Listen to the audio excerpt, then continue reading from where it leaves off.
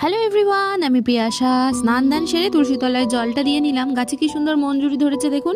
এভাবে কেউ চুল মুছলে মাথায় একটা চুলও কি থাকবে বলুন? ওরাও অতিষ্ঠ হয়ে রোজই কিছু কিছু করে টাটা বাই বাই করে উঠে যাচ্ছে। যাই হোক, ছাড়ুন, চুলটা কোনো রকম একটুখানি বেঁধে নিয়েছি। এবার স্কিন কেয়ারের পালা।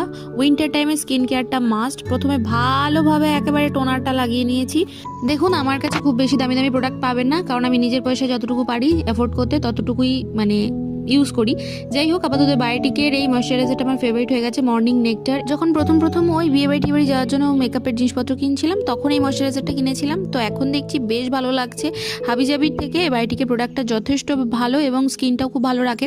দামি দামি কোনো কাজল নয়, এটা হচ্ছে ঘরে পাতা কাজল। কেউ বলে ভালো, কেউ বলে খারাপ। ছোটো থেকে এটাই ব্যবহার করে আসছি, মা পেতে দিত, এখনো পর্যন্ত এটাই ফেভারিট রয়েছে। এদিক ওদিক যেতে গেলে অন্যান্য কোনো প্রোডাক্ট ইউজ করি, ওভাবে কাজল পরতে গেলে ওই দেখতে আমার চোখটা কানা হয়ে গেছে, সেজন্য পরে নিয়েছি। আর এই 1 বছর পুরনো ভেজলি লিপ বামটাই কোনো রকমে বের করে ভালো করে লাগিয়ে নিয়েছি। নইলে শুধু মুখের যত্ন করলে আর ঠোঁটের ছাল চামড়া দেখবো উঠে চলে গেছে। শুধু ঠোঁটে নয়, গায়ে হাত পায়েও কিছু মাখতে হবে, সেই জন্য ওই নিভিয়ার ময়শ্চারাইজারটা মেখেছি। আর আজকে একটুখানি গুঁড়ো সিঁদুর ইউজ করেছি।